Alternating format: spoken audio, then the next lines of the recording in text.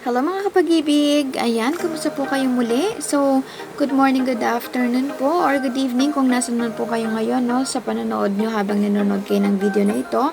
So, meron na naman po tayong bagong i-feature na video, and yung bahay po is medyo na-excite po ako. Kasi mga kapag-ibig, no, kung sa akin, may mga area na gusto kong puntahan or may mga area na talagang hinahanap ko directly, kung meron bang nakapost si Pag-ibig doon, so medyo malimit kasi magkaroon nito. Pero this time, no, meron silang na-post kasi which is, this one is from located at Santa Maria Subdivision, Antipolo City. Kasi kung tatanungin nyo, no, mga Kapag-ibig, itong Antipolo City is magandang lugar siya. So, siguro kaya din mahirap makahanap ng mga foreclosed property dito sa Antipolo kasi ito yung pinakabayan ng Antipolo ay talagang masasabi natin na napaka-promising kasi ng city na ito at talagang mabibili at mabibili talaga kung may mga may nagbenta or marami rin kasi may mga kaya dito, no, na mga nakatira at the same time. Kasi yung presyo ng lupa hindi ganon kamura. So mahal po, no, yung mga lupa dito sa Antipolo City. So para na rin kasi itong yung city type or kung sa Quezon City ka nakatira, ganun yung klase ng mga presyo ng lupa dito. So, kaya ayan, tara puntahan natin, no, para makita natin kung yung bahay ba ay sulit. Pero bago po uli tayo mag-umpisa, no, ipagpatuloy itong video na ito, lahat po ay uulitin ko na hindi po ako ahente ng Pag-ibig, wala po akong connection sa kanila. Tayo lang po ay nagtatampok ng mga bahay na kanilang binibenta at para maghanap na din ng mga magagandang bahay or lupa na pwede nating ibidding kasi, no, katulad nyo rin po, no, ako po ay naghahanap din po ako ng mga pwedeng ibidding at the same time kasi maganda po na magkaroon, no, ng mga investment. In terms kasi, no, sa mga bahay, lupa yan, hindi po nagde-depreciate yung mga yan, lalong tumataas lang po yung value niyan pagdating ng mga susunod pang mga taon. So, ayun po yung kagandahan din po kung marami ka pong mabibid or parang binibid mo lang siya sa murang halaga tapos later on, no, yung mga value ng lupa tumataas na. So, ang masasabi ko rin po kasi kay Pag-ibig, no, safe din po kasi 'di ba? Talagang ito yung parang hindi ka maloloko eh. So kung gusto mong bumili ng lupa, some of the developer parang mga ganyan, hindi naman lahat, no, okay kasi may mga agent yan. So parang ganon. Pero ang pinaka downside lang yun sa mga ganon, no, sa mga developer may mga agent and minsan, no, hindi okay mga kausap yung agent. So dito kay Pag-ibig wala po kasing ganon. Direct po tayo doon na makikipag-usap sa opisina ni Pag-ibig. Kaya kung sakali man po, no, na meron mga nagbebenta sa inyo, nagsasabi na ahente sila ng mga Pag-ibig foreclosed properties, hindi po yung totoo. Wag po kayong maniniwala doon. So, ayun po. So, ngayon po ay tinatahak na po muli natin yung ating daan papunta dito sa Santa Maria Subdivision. So, nadaanan po natin kanina, no, Antipolo Public Market. So, eto pong daanan na to, kung makikita nyo, malaki po rin siya. Pero this is pinaka-national highway nila. So, itong daanan na to, itong highway na to, busy to na kalsada dito sa Antipolo City. Kaya hindi po maiiwasan, kung makikita nyo, no, hindi maiiwasan na medyo nagtatraffic po talaga.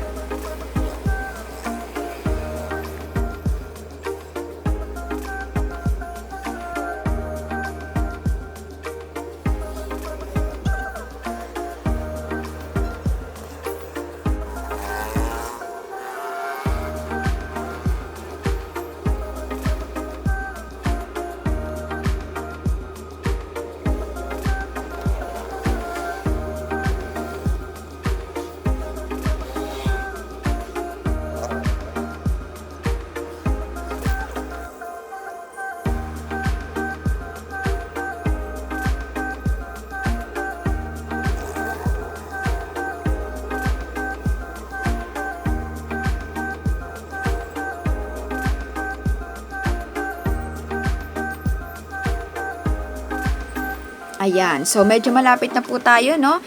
Tinutumbok na natin tong daanan papasok doon sa bahay dito sa Santa Maria Subdivision. So, yung pinaka-property location po pala nito ay feature din namin dito sa ating screen para makita nyo rin po. And if you're want to see it dun sa pinaka-website ni Pag-ibig, no, same lang po yung ating procedure doon. Pupunta lang po kayo doon sa Pag-ibig Foreclosed Properties, tapos tignan nyo lang po uli yung mga Silis Properties for Sale doon. So makikita nyo naman po kasi yan, nakaseparate naman yan per location. So let's say for example, Naga, yan, Cavite, Laguna, Bulacan, Quezon City, Antipolo. So makikita nyo po yan, isa-isa nakaseparate po yung mga yan. Ayan, so etong pinaka-address po nila is Lot 6, Block 14, Phase 2, Santa Maria Subdivision, Dalig, Antipolo City, Rizal. So again, yung property type is row house type, and may lot area po siya na 42 square meter, and yung floor area is 28 square meters. So kung mapapansin nyo, no, medyo lumiit yung sa floor area, pero kasi yung lot area medyo mas malaki. So parang vice versa, ganun din yun. Parang inano lang din nila. Katulad nung usually ng mga row house na naglalaro sa 30 to 40. Ayan. So, ito po yung pinakabahay niya, no? Yan yung sa labas. So, compare dun sa nauna nating na-feature na row house, ito mas maayos po ito. And napansin nyo rin naman po yung mga neighbors, no? Ng mga nadaanan natin kanina. Maaayos and malinis. So, yun po rin, no, isa kong kino-consider, no, kung magbibili man ako ng bahay, syempre yung pinaka-vicinity ng area, yung mga neighbors mo, kapitbahay mo, no.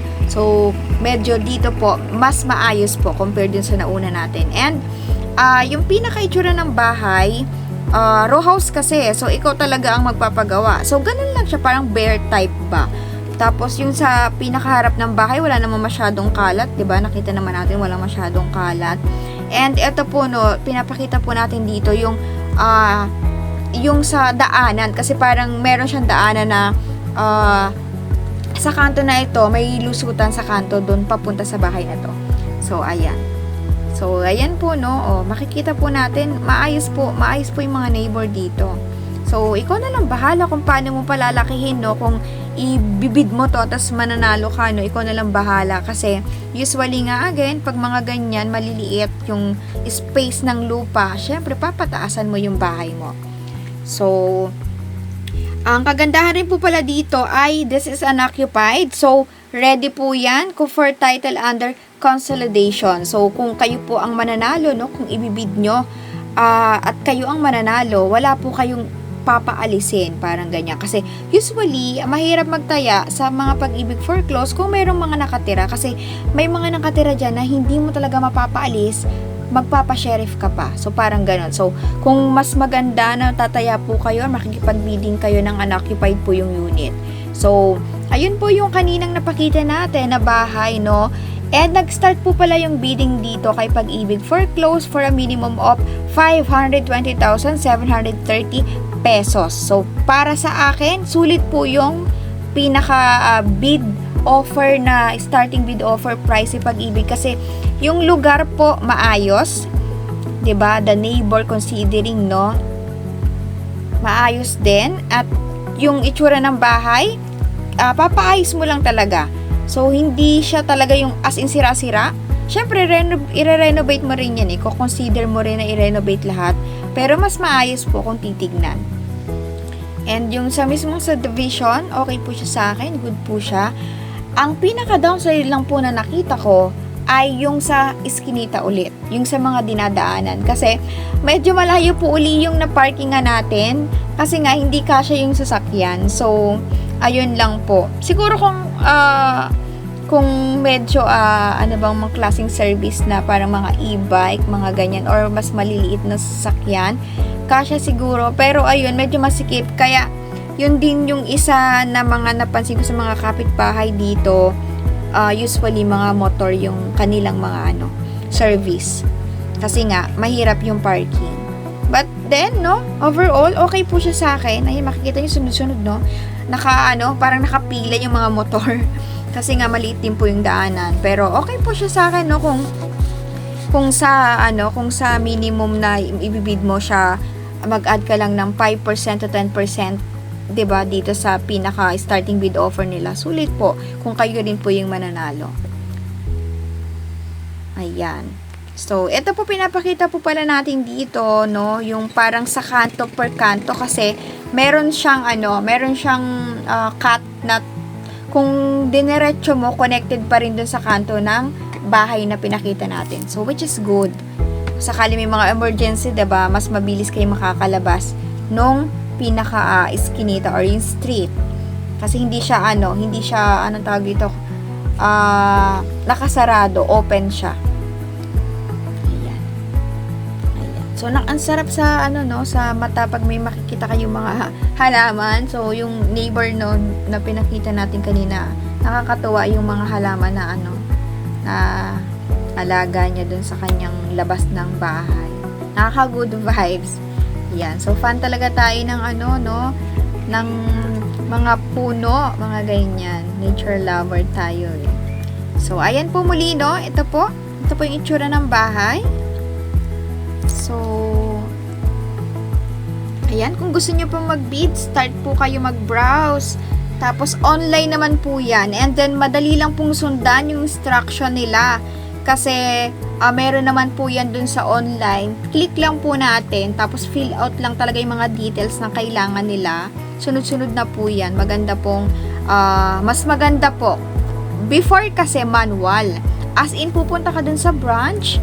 Mag-fill out ka ng mga form.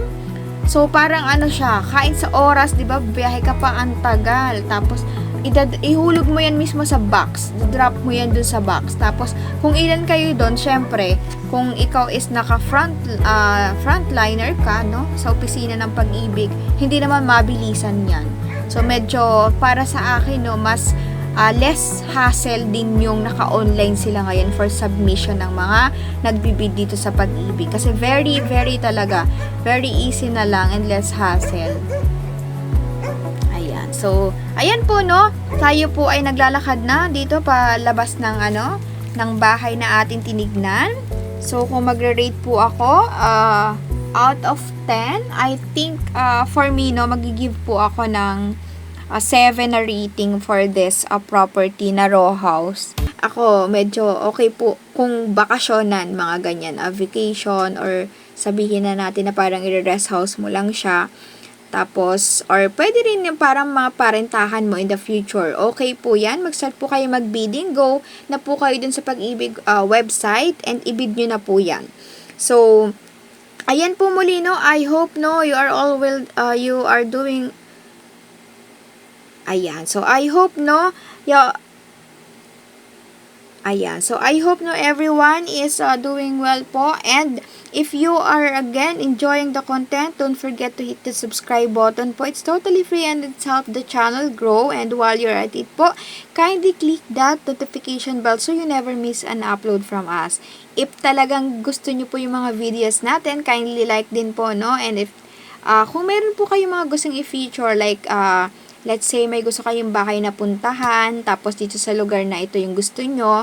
So, titignan po natin yan once na may mga na po si Pag-ibig foreclose, at may pagkakataon po tayo para mabisita. Yan, pupuntahan po natin para po sa inyo. So, ayun po muli, no? Ingat po kayo palagi. And much love, everyone. This is your Ed's Foreclose Properties. See you in my next vlog. Ayan po, no, muli. Ingat po kayong lahat and much love, everyone. This is your Ed's Foreclose Properties. See you in my next vlog. God bless!